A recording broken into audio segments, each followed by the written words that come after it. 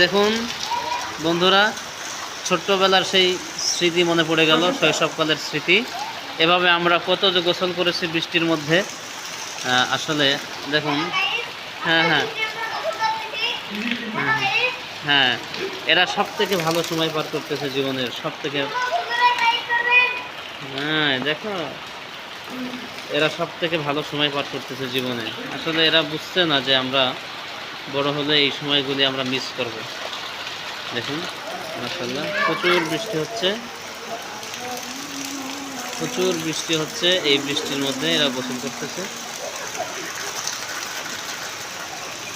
এই যে আর একটা দিন চলে আসছে। এই যে দেখুন।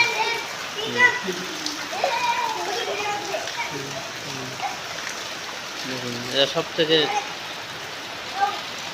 ভালো সময় এদের জীবনের এটা।